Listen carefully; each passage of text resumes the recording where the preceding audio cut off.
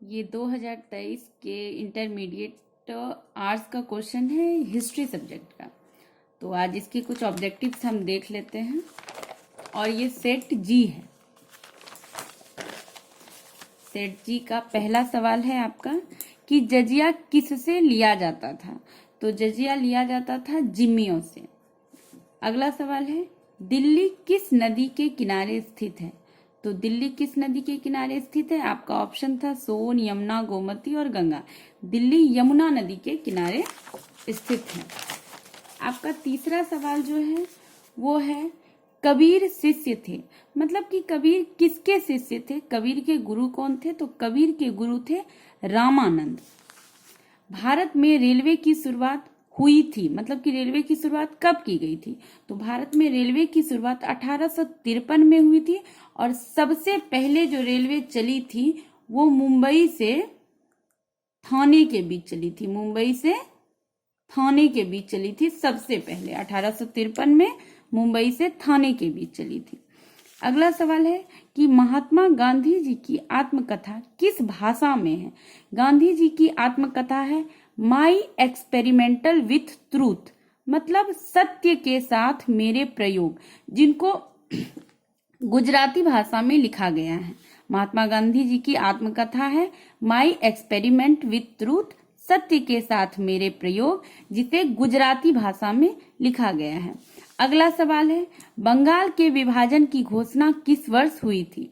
देखिए इससे 3 क्वेश्चन सामने निकल के आते हैं जो कंटिन्यू है। 1905 में बंगाल विभाजन हुआ था। 1906 में मुस्लिम लीग का विभाजन हुआ, मुस्लिम लीग की स्थापना हुई थी और 1907 में सूरत अधिवेशन हुआ था। ये 3 क्वेश्चन कंटिन्यू है कि बंगाल का विभाजन कब हुआ। 1905 में, मुस्लिम लीग की स्थापना 1906 में हुई थी और 1907 में सूरत अधिवेशन हुआ था। हमारा अगला सवाल है भारतीय राष्ट्रीय कांग्रेस के संस्थापक कौन थे। तो भारतीय राष्ट्रीय कांग्रेस के संस्थापक थे A.O. ह्यूम। कौन थे। A.O. ह्यूम। और अगर किसी ने पूछ दिया कि कांग्रेस की स्थापना हुई कब, तो कांग्रेस की स्थापना हुई थी 1885 में। अगला सवाल है कि भारत किस वर्ष गणतंत्र हुआ था। बहुत सारे ऐसे बच्चे हैं तो जो गणतंत्र और स्वतंत्र अभी तक नहीं समझ पाते हैं। गणतंत्र का मतलब हुआ कि हमारे देश का संविधान लागू हुआ था, हमारे देश में नियम बनाए गए थे, कानून बनाए गए थे, वो हुआ गणतंत्र। और स्वतंत्र हुआ कि जब हम आजाद हुए थे। हम स्वतंत्रता दिवस मनाते हैं 15 अगस्त को और गणतंत्र दिवस मनाते हैं 26 जनवरी को। तो हमारा देश जो है गणतंत्र हुआ था 26 जनवरी 1950 को और हमारा देश स्वतंत्र हुआ था 15 अगस्त 1947 को, 1947 में। चलिए अगला सवाल है कि घोड़े की हड्डियों के साक्ष्य कहाँ से मिले थे। तो घोड़े की हड्डियों के साक्ष्य मिले थे सुरकोतदा। इसको सुरकोतदा बहुत लोग बोलते हैं, बहुत लोग सुरकोतदा बोल देते हैं। तो आपका C नंबर ऑप्शन सही है। अगला सवाल है सर्वाधिक प्राचीन स्मृति ग्रंथ कौन सा है। तो इसका जवाब होगा मनुस्मृति। आपका अगला सवाल 11 नंबर सवाल है कि मोहनजोदड़ो किस नदी के किनारे स्थित है। तो इसका आंसर हो जाएगा सिंधु नदी। मोहनजोदड़ो किस नदी के किनारे स्थित है। तो सिंधु नदी के किनारे स्थित है। अगला सवाल है कि मोहनजोदड़ो की खोज 1922 में किसने की थी। मोहनजोदड़ो की खोज 1922 में हुई थी और ये की थी रखालदास बनर्जी ने। अगर यहाँ मोहनजोदड़ो के जगह पर अगर हड़प्पा नगर की खोज पूछा गया रहता तो आप बनाते उसमें कि हड़प्पा की खोज 1921 में हुई थी, जिसकी खोज राय बहादुर दयाराम साहनी ने की थी, लेकिन वो हड़प्पा की खोज थी। यहाँ आपका सवाल है कि मोहनजोदड़ो की खोज किसने की थी। तो रखालदास बनर्जी ने की थी। कब की थी। तो 1922 में। अगला सवाल है कालीबंगा कहाँ है। देखिए आपका जो सिंधु घाटी सभ्यता जो चैप्टर है उसी का ये नगर है कि कालीबंगा। तो कालीबंगा कहाँ पड़ता है। आपका राजस्थान में पड़ता है।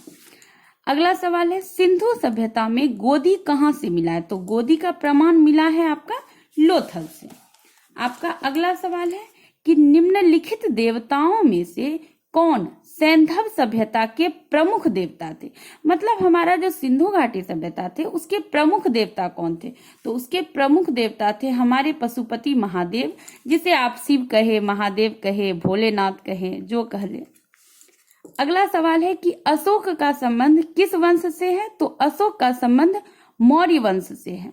देखिए अगला सवाल आता है कि मेगास्थनीज भारत में किसके दरबार में आया था, तो मेगास्थनीज भारत में चंद्रगुप्त मौर्य के दरबार में आया था। अब इसकी भी एक कहानी है कि हमारे देश में जब चंद्रगुप्त मौर्य का शासन था तो सिकंदर का सेनापति था सेल्यूकस निकेटर।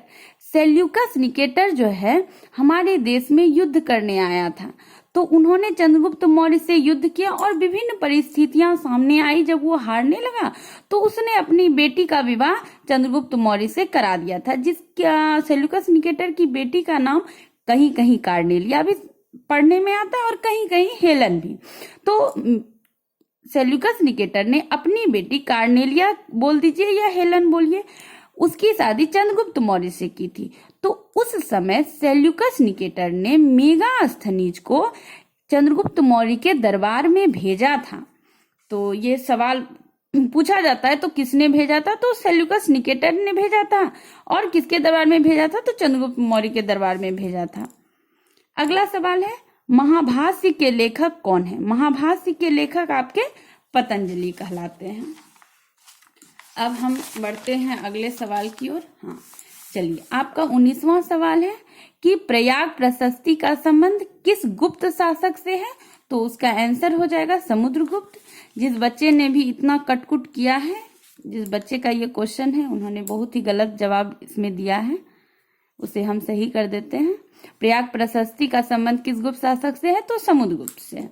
अगला सवाल है किस शासक को प्रियदर्शी कहा गया है, तो अशोक को प्रियदर्शी कहा गया है। जो अशोक के अभिलेख पढ़े गए हैं, अशोक के कई अभिलेखों में अशोक का नाम अशोक नहीं बोला गया, बल्कि वहां पर प्रियदर्शी लिखा गया था। हम लोगों ने जो वहां के अभिलेख पढ़े, अशोक के अभिलेखों को पढ़ने का श्रेय जेम्स प्रिंसेप को जाता है। जेम्स प्रिंसेप ने सबसे पहले अशोक के अभिलेख को पढ़ा, तो उन्होंने बताया कि अभिलेख में अशोक को अशोक कहीं बोला ही नहीं गया है, बल्कि उन्हें प्रियदर्शी सम्राट बोला गया है, राजा बोला गया। अलग अलग जगहों पर अलग अलग अभिलेखों में अलग अलग नाम है।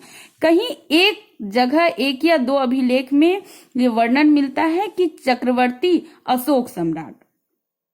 तो चलिए अगला सवाल करते हैं। अगला सवाल है जय हिंद का नारा किसने दिया था, ये तो सुभाष चंद्र बोस जी ने दिया था। अगला सवाल है अकबर के राज में राजस्व व्यवस्था किसके हाथ में था, तो वो टोडरमल के हाथ में था।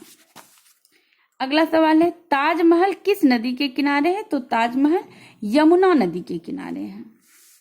अगला सवाल है मौर्य साम्राज्य का प्रथम शासक कौन था, चंद्रगुप्त मौर्य। अभी हमने चंद्रगुप्त मौर्य का वर्णन किया था कि किस प्रकार से चंद्रगुप्त मौर्य सेल्यूकस निकेटर हमारे भारत में आया और चंद्रगुप्त मौर्य से युद्ध किया, परंतु विभिन्न परिस्थितियों के कारण अंत में उसे अपनी पुत्री कार्नेलिया का विवाह चंद्रगुप्त मौर्य से करना पड़ा था और सेल्यूकस निकेटर ने अपने राजदूत मेगास्थनीज को चंद्रगुप्त मौर्य के दरबार में भेजा था।